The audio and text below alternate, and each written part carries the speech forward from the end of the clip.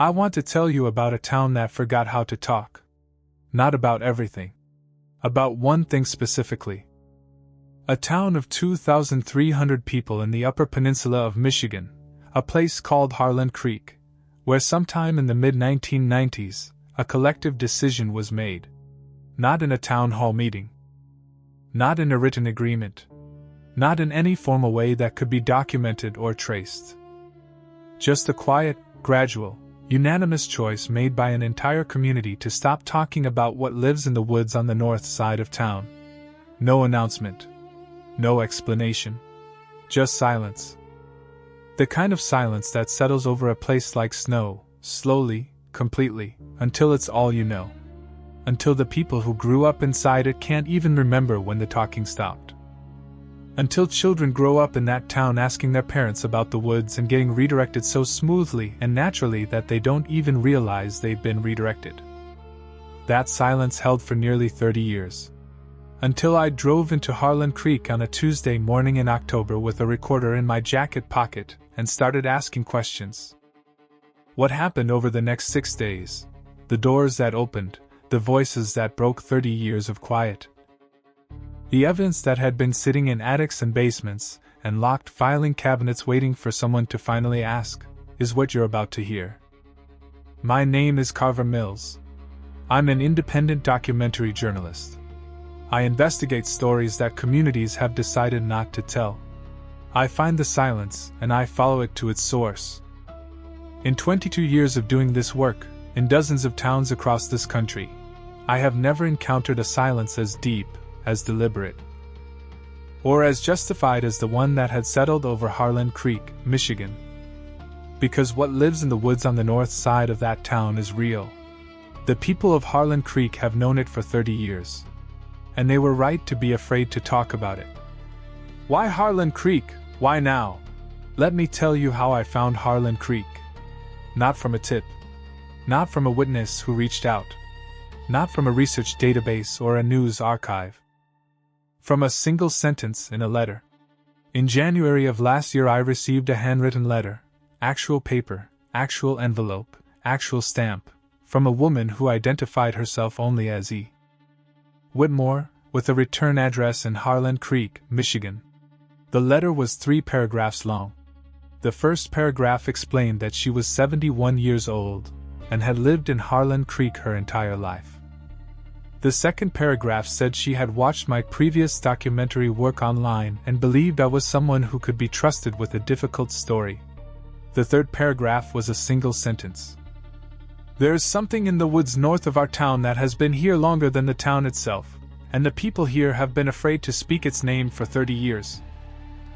And I am old enough now that I no longer have the patience for fear. That was it. No details. No evidence. No further explanation. Just that sentence. I read it 4 times. Then I opened a map of Michigan's Upper Peninsula and found Harlan Creek, a small unincorporated community in Schoolcraft County, population 2,300. Surrounded on 3 sides by the Hiawatha National Forest. On the north side of town, the forest was particularly dense, a section of old-growth mixed hardwood and conifer that had never been commercially logged. Protected under a conservation easement that dated back to 1987. The conservation easement was interesting. Conservation easements in that era were typically driven by either environmental advocacy groups or by timber companies protecting future inventory. I pulled the easement documentation from the Schoolcraft County records online.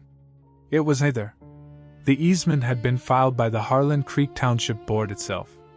In 1987.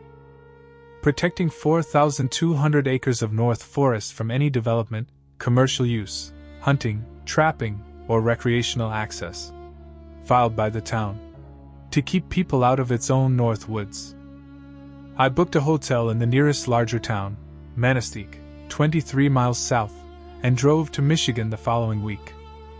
A town that listens before it speaks. I want to describe Harlan Creek to you because the physical reality of the place matters to understanding what happened there. It is a beautiful town. I say that genuinely, There is a particular kind of beauty to small Upper Peninsula Michigan communities in autumn that exists nowhere else. The main street is 4 blocks long. There is a hardware store, a diner, a small library, a gas station, a volunteer fire department. The houses are modest and well kept. The yards are clean. There are American flags on several porches. A water tower at the south end of town painted with the town name in fading blue letters. Normal. Completely, thoroughly, disarmingly normal. Except for the north end. Standing at the north end of Harlan Creek's main street and looking up the road that leads out of town, a 2-lane county road that runs straight for about a quarter mile before curving into the tree line, you notice something. The houses on that end of town face south. Not toward the north woods. South. Houses on the north side of the street have their front doors facing south, their backyards facing the forest. As if the town, over decades of construction and reconstruction, had gradually turned its back on the north. I noticed it my first afternoon. I didn't understand it yet. I went to the diner first. This is always my first move in a small town investigation. The diner is the social nervous system of any community under 5,000 people. You sit at the counter, you order coffee, you listen before you speak. I listened for 2 hours. The conversations around me were entirely normal. Weather. The high school football team's recent performance. A local road construction project. The price of heating oil. Normal small-town diner conversation, warm and unhurried and completely ordinary. But twice in those 2 hours I witnessed something that confirmed I was in the right place. The first time, a man at the counter, maybe 55 years old, was telling a story about deer hunting. Standard hunting story. Then he said, almost in passing, "I was up near the north section," and stopped himself. A pause so brief most people wouldn't catch it. Then he redirected smoothly, naturally, to a different part of his story, as if the north section had never been mentioned. The second time, 2 women in a booth near the window were discussing their adult children. One mentioned that her son had been interested in hiking the North Forest. The other woman's response was immediate, not alarmed, not dramatic, just quiet and firm. She said, "I hope you talked him out of that." And the first woman said, just as quietly, "Of course." And they moved on. Of course. Like it was the most natural thing in the world. Like telling your adult child not to hike the North Forest was as obvious and unremarkable as telling them to wear a seatbelt. I finished my coffee and left a good tip. I had found the right town. The woman who wrote the letter, Eleanor Whitmore, lived in a white house on Birch Street, 2 blocks from the diner, with a front porch that faced south like every other house on the north end of town. She answered the door before I knocked. She'd been watching for me. She was exactly as I'd imagined from her letter, small, precise, white-haired, with the particular quality of alertness that belongs to people who have been paying close attention to the world for 7 decades and haven't missed much. She made coffee. We sat at her kitchen table. She folded her hands and looked at me the way a person looks at someone they've decided to trust and are checking one final time to make sure the decision was correct. Then she talked for 3 hours without stopping. Eleanor Whitmore had lived in Harlan Creek since birth. Her family had been in the area since the 1920s, when her grandfather came north to work the logging operations. She had watched the town change across 7 decades, families coming and going, businesses opening and closing, the slow demographic shift of a small community navigating a changing economy. And she had watched, beginning in the early 1990s, as something happened to Harlan Creek that had nothing to do with economics or demographics. "It started with the Pelletier boy," she said. She said it the way people say things they've rehearsed, not because they're inventing it, but because they've turned it over in their minds so many times the words have worn smooth. Ryan Pelletier. 17 years old. October 1991. He'd gone into the North Woods on a dare, a teenage dare, the kind that gets made on a Friday night when the options are limited and the judgment is poor. He went in alone around 9 p.m. His friends waited at the tree line. He came back at midnight. 3 hours. His friends said he walked out of the tree line and went straight past them without a word, straight to his bicycle, straight home. Didn't look at them. Didn't speak. Walked like someone moving through water. His mother called Eleanor's sister the next morning, frantic. Ryan had come home and gone to his room and hadn't spoken since. Hadn't eaten. Wouldn't tell anyone what happened. He didn't speak for 4 days. When he finally spoke, he said one thing to his mother before he refused to discuss it further. He said, "Don't let anyone go into those woods. Something lives in there that shouldn't exist." He graduated high school the following year, left Harlan Creek, and never came back. Eleanor had heard he lived in Arizona now. She didn't think he'd spoken about that night to anyone. Ryan was the first, Eleanor said. But he wasn't the last. Over the following 3 years, 1991 through 1994, there were 7 more incidents involving the North Forest. 4 hunters who reported encounters they refused to describe in detail, but which uniformly resulted in them never hunting that section of forest again. A DNR wildlife officer who went in to investigate reports of unusual animal behavior, and came out 2 hours later, drove back to his district office in Manistee. Submitted a brief written report that Eleanor had somehow obtained a copy of, and put in for a transfer to a different district the same week. And 2 disappearances. I need to stop here and let that land. 2 people went into the North Forest of Harlan Creek between 1991 and 1994 and did not come back. Both cases were investigated by the Schoolcraft County Sheriff's Department. Both cases remain open. Both individuals, a 34-year-old male hunter and a 28-year-old female wildlife photographer, were never found. Eleanor stood up and went to a kitchen drawer and came back with a manila folder. Inside were photocopies, some clearly decades old, some more recent. Newspaper clippings. The DNR officer's report. Pages from what appeared to be handwritten personal accounts. She put the folder on the table between us. "I've been collecting this for 30 years, she said. Waiting for someone worth giving it to. Why nobody talked, and who made sure of it? The conservation easement filed by the Harlan Creek Township Board in 1987, 4 years before Ryan Pelletier's dare and the subsequent incidents, was something I kept returning to. If the timeline of incidents began in 1991, why was the easement filed in 1987? I asked Eleanor. She was quiet for a moment in a way that was different from her other quiet moments. More careful. Because 1991 wasn't the beginning, she said. 1991 was when it started happening to people everyone knew. When it became impossible to dismiss. The real beginning, Eleanor told me, was 1973. A hunting party of 4 men went into the North Forest in November of 1973. Standard deer hunting trip, for local men, experienced hunters, all in their 30s and 40s. They split up the way hunters do, each taking a different section of the forest. 3 of them came out at the end of the day.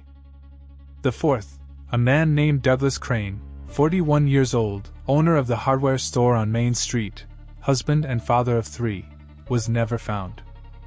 The sheriff's investigation in 1973 concluded that Douglas Crane had most likely suffered a medical event, a heart attack or stroke, and died in the forest, with the body subsequently scavenged beyond recovery. It was an uncomfortable conclusion, but a logical one given the absence of any other explanation. But the 3 men who came out that day told a different story. Not to the sheriff's investigation, not officially, not on record, but to each other. And over the following years, quietly, to a few trusted others. Eleanor knew what they'd said because her father had been one of the 3 men. She looked at me directly when she said it. Her father, Arthur Whitmore, had been in the North Forest on November 14, 1973 when Douglas Crane disappeared. He had never discussed it publicly. He had never discussed it with Eleanor's mother. But when Eleanor was 24 years old and her father was in his final illness, He called her to his bedside and he told her what happened in those woods.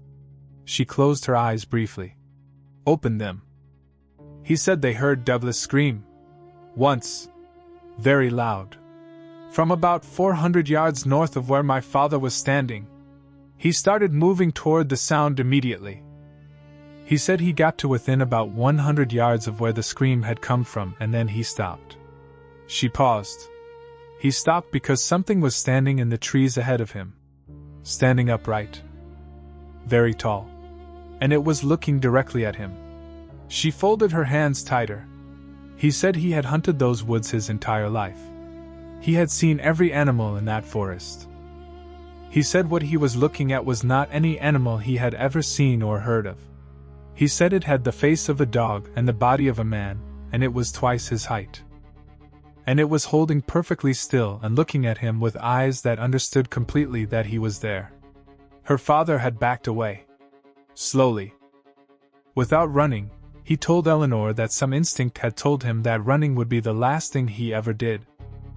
He backed away, step by step, keeping his eyes on the figure until the trees blocked his sight line. Then he turned and walked, not ran, walked, back to where the other two men were waiting. None of them went back for Douglas Crane that day.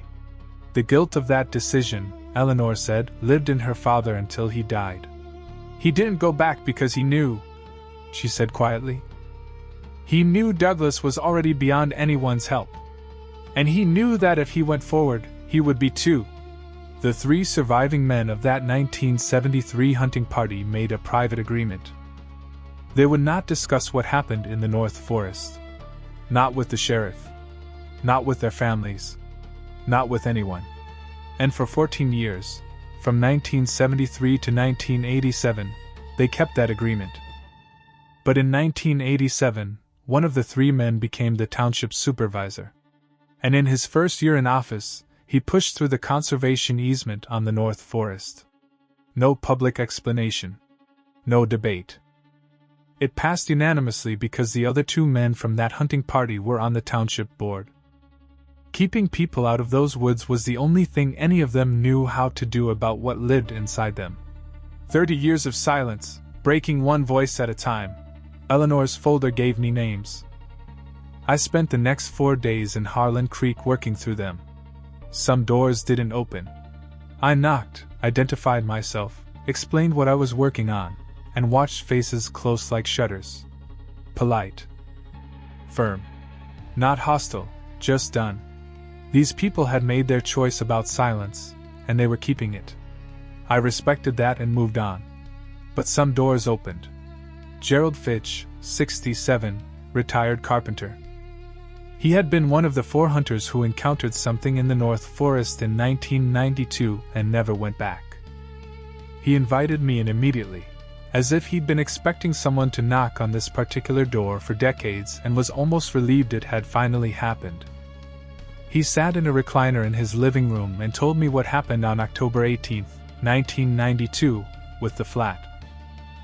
Factual delivery of a man reciting something he has memorized not because he rehearsed it but because he has replayed it every day for 30 years. He had been tracking a wounded deer into the north section. He emphasized this. He would not have gone into the north section voluntarily. But a wounded animal and a hunter's conscience pushed him past the boundary he'd heard rumors about but never fully believed. About 600 yards into the North Forest, the deer trail ended. Not because the deer had recovered and changed direction. Not because the trail went cold. It ended because the deer had stopped. Or rather, because whatever had gotten to the deer before Gerald had. He found what remained in a small clearing. He described it with careful clinical detachment, the way a person describes something by refusing to fully picture it while they speak. The deer had been there recently. Something had been with it. The clearing showed evidence of enormous weight and force in the disturbed soil and vegetation. And then Gerald looked up from what was on the ground. It was standing at the edge of the clearing, he said. Maybe 30 feet from me. Just standing there. Upright. I'm 6 feet tall. This thing was 1.5 feet taller than me at least, maybe more. Wide. Wide like nothing I can describe to you. And the face. He stopped. Looked at his hands. The face was wrong. That's the only word I have. Wrong. Like something had taken a dog's face and scaled it up to something that shouldn't be possible. And the eyes were looking at me like I was the thing that didn't belong there. Like I was the strange one. Like it had been in those woods since before anyone built this town and I was the newcomer. He sat in silence for a moment. I backed out. Like I'd heard the old-timers say you're supposed to. I backed out without running and I got to my truck and I drove home and I told my wife I wasn't going to talk about it, and I never have. Until right now. He looked at me. You want to know why nobody talks about it? Because talking about it means it's real. And as long as you don't say it out loud, there's still a part of your brain that can file it somewhere manageable. The minute you say it to another person, it's just real. It's just a true thing that exists. And you have to live with that. Sandra Kowalski, 58, who worked the front desk at the township office and had worked there since she was 22 years old, told me about the DNR report. The wildlife officer who had gone into the North Forest in 1993, the one who submitted the brief report and immediately requested a transfer, had been a man named Paul Dreyer. Sandra had processed his paperwork. She had read his report before filing it. She leaned across her desk and lowered her voice even though we were alone in the office. His report was 2 paragraphs. The first paragraph said he had conducted a wildlife survey of the North Forest section as requested and found evidence of a large unidentified animal. The second paragraph said he recommended the area remain closed to public access and that further investigation be conducted by personnel with appropriate training and equipment. She paused. Appropriate training and equipment. A DNR wildlife officer, a man who dealt with black bears and wolves and every other large predator in the Upper Peninsula, said that whatever was in those woods required personnel with appropriate training and equipment beyond his own. She sat back. I filed the report. I never told anyone what it said. I've thought about Paul Dreyer a lot over the years. I always hoped he was okay. That he found a posting somewhere far from big forests. What Eleanor's folder contained. On my 4th day in Harlan Creek, I went through Eleanor's folder methodically with her at the kitchen table, cataloging everything she had collected over 30 years. What that folder contained, assembled piece by piece by a 71-year-old woman with a librarian's organizational instinct and a historian's understanding of documentation, was the most comprehensive, unofficial record of a localized cryptid presence I have encountered in 22 years of investigative journalism. The DNR officer's report, Paul Dreyer's 2 careful paragraphs. Handwritten accounts from 4 of the 7 incident witnesses from 1991 to 1994, collected by Eleanor personally over years of careful relationship building with people she'd known her whole life. All 4 accounts described the same physical profile with remarkable consistency. Height between 7 and 8 feet, bipedal, heavily built, dark fur covering, pronounced canine facial structure. Eyes with infrared reflectivity, complete lack of fear response toward humans.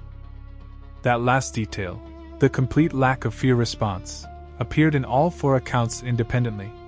None of these 4 people had spoken to each other about their encounters. The consistency was not coordination. It was observation. Photocopies of the 2 open missing persons cases from the early 1990s, the hunter and the wildlife photographer. Both cases, Eleanor had noted in her careful handwriting in the margins, had last logged GPS or vehicle positions within a half-mile of the North Forest boundary. 3 photographs. I need to slow down here because the photographs are significant. The first was a Polaroid, dated in faded ink on the back, November 1991. It showed a section of forest trail, the quality consistent with early 1990s Polaroid photography, grainy, slightly washed out. At the far edge of the frame, partially obscured by brush, a dark shape was visible. Upright. The scale against the surrounding vegetation suggesting very significant height. The image was not clear enough to be definitive. but it was clear enough to be deeply unsettling. The second photograph was more recent, a digital print dated 2009. A trail camera image. Black and white infrared. In the frame, at a distance of approximately 40 yards, an upright figure stood on a forest trail. The quality was better than the Polaroid but still not the resolution of modern trail cameras. The figure was large. Bipedal. The head shape was wrong for any known animal. Eleanor told me it had been given to her by a hunter who'd found it on his camera in 2009 after a season spent hunting the southern edge of the conservation easement area, the legal boundary, where hunting was still permitted. He'd never gone back. The third photograph was the one that ended my professional detachment completely. It was a trail camera image. Recent. The metadata Eleanor had written on the back of the print indicated it was from 2019. High resolution. Modern camera. The infrared quality was sharp and clear. It showed the North Forest tree line at night. And standing at the tree line, partially emerged from the darkness between the trees, 1 foot forward, one arm raised with the hand resting against the tree trunk, was a figure. 7.5, maybe 8 feet tall. Covered in dark fur. The head clearly, unambiguously canine in structure, the long muzzle, the wide skull, the tall pointed ears. The body proportions massive and wrong in the specific way that appears in every account from every witness, the shoulders too wide, the arms too long. The overall scale beyond anything the documented wildlife of northern Michigan can account for. And the eyes. Looking directly at the camera. This photograph had been taken at the edge of Eleanor's own property, the north-facing backyard of her white house on Birch Street, by a trail camera her nephew had mounted for her in 2019 after she'd heard something moving outside her back fence 3 nights in a row. She had been living 40 yards from the North Forest tree line her entire life. It had always known she was there. What happened when the right person asked the wrong question? On my 5th day, something happened that I did not plan and did not expect. Word had gotten around Harlan Creek that someone was asking questions. Small towns move information the way water moves through soil, invisibly, completely, in every direction simultaneously. By my 5th morning, enough people knew why I was there that the conversation had shifted from private and individual to something more collective. Gerald Fitch called me at 8 a.m. and told me that a group of people wanted to meet that evening at the firehouse. Not a formal meeting. Not organized. Just people who had heard I was there and had decided, individually, separately, and then collectively, that they wanted to be part of this. 11 people came. I won't give you all their names, some asked to remain anonymous and I'll honor that. But I will tell you who was in that room. Gerald Fitch. Sandra Kowalski. Eleanor Whitmore. A 78-year-old retired schoolteacher named Margaret Olin who had lived backing the North Forest since 1969 and had 50 years of personal observations she had never shared with anyone. A 44-year-old man who had grown up in Harlan Creek, left for 20 years, and recently returned, who had never had a personal encounter but had grown up with the silence and wanted to understand it.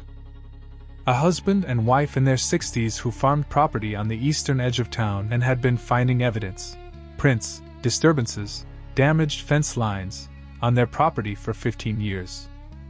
2 men in their 50s who had both been friends with Ryan Pelletier in 1991 and had waited at the tree line the night he went in on that dare. And a woman in her 70s who asked me, before she'd say a single word, whether what she told me would be on the internet.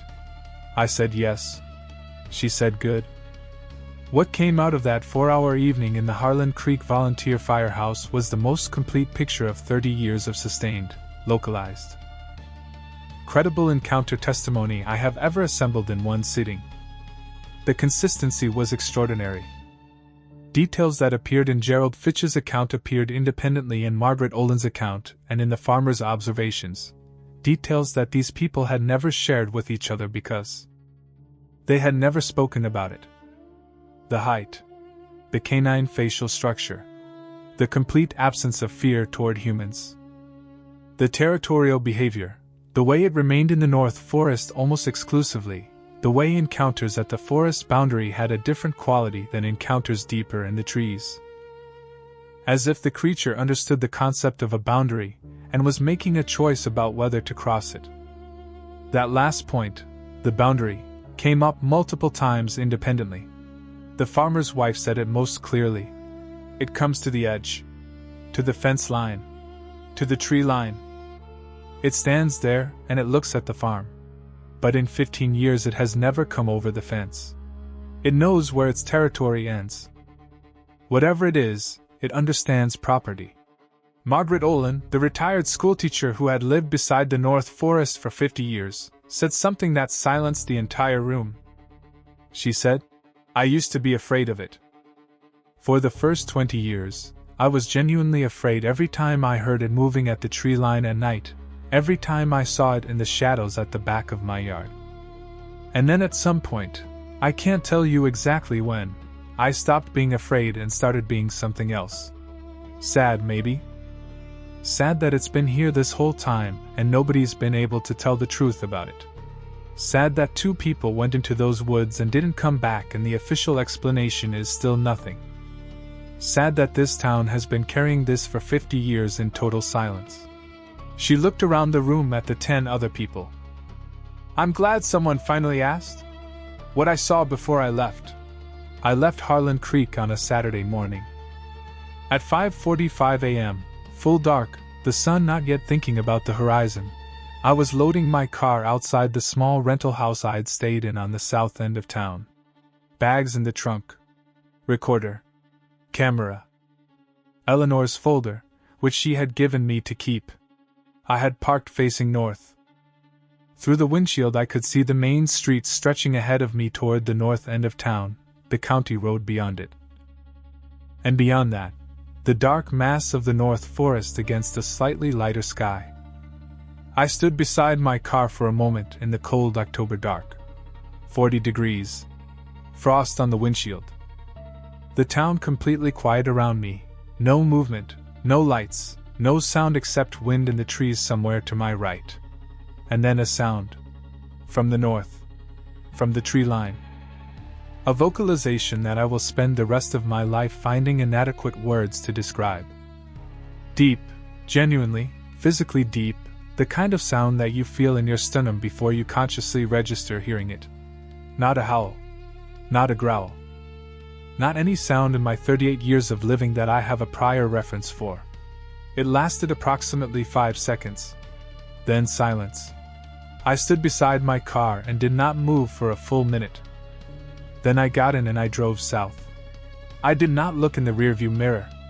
I know that sounds like a storytelling choice, a cinematic decision to end on a note of unresolved dread. It was not. It was a completely genuine, instinctive, survival-level decision to keep my eyes on the road ahead of me and my foot on the accelerator, and the distance between myself and Harlan Creek. Michigan growing with every passing second. Because here is what I understood in that cold October parking lot at 5:45 in the morning, what the testimony of 11 people over 4 days in a small town that had forgotten how to talk had finally assembled into a complete and coherent truth. Whatever lives in the North Forest of Harlan Creek is not a recent arrival. It is not a transient predator passing through. It is not confused or displaced by human development. It was there before the town existed. It watched the town get built. It has watched 4 generations of the same families live and work and grow old in the houses that back up against its tree line. It knows the boundary. It understands the agreement, implicit, unspoken, never formally negotiated, that the town stays south of the tree line and it stays north. 2 people violated that boundary. They are still in those woods. They will always be in those woods. The town violated the agreement of silence, once, briefly, in a firehouse on a Thursday evening in October, with a recorder running on a folding table. And the following morning, before dawn, something at the tree line made a sound that carried all the way to the south end of town. As if it knew. As if it had always known. As if the silence had been its idea in the first place. Eleanor Whitmore called me 3 weeks after I left Harlan Creek.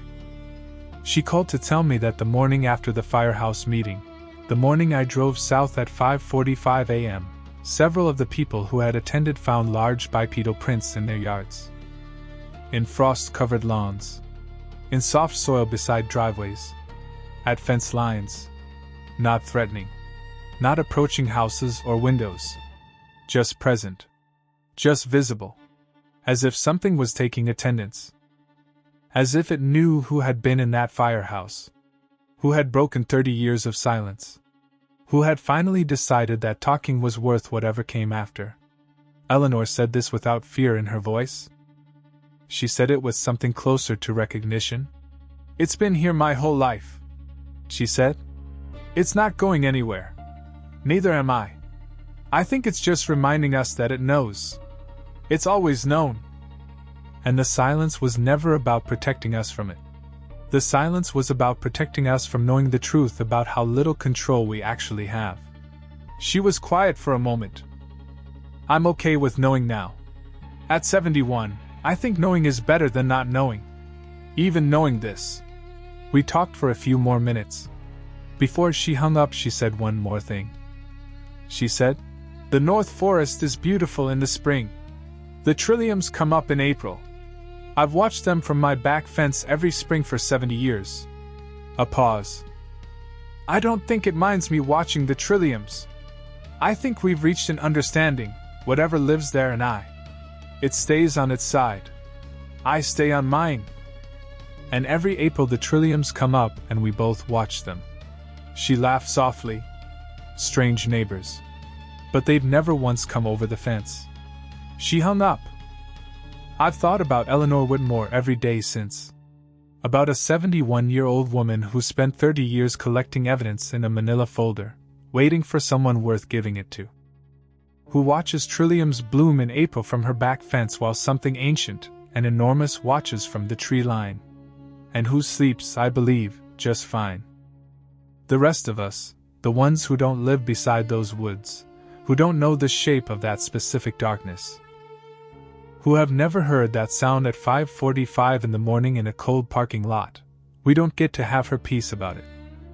We just get to know what she knows, and wonder about the nearest forest to where we sleep, and whether anything, in the dark between those trees, knows we're there too. Thumb up if this story found something in you that you didn't know was there. You know what to do. Bell subscribe. Harlan Creek is not the only town that stopped talking. There are others. I'm already driving. Speech balloon. Is there a place near where you live that people just don't go? A section of forest, a stretch of road, a piece of land that nobody talks about? Tell me below. I read everything.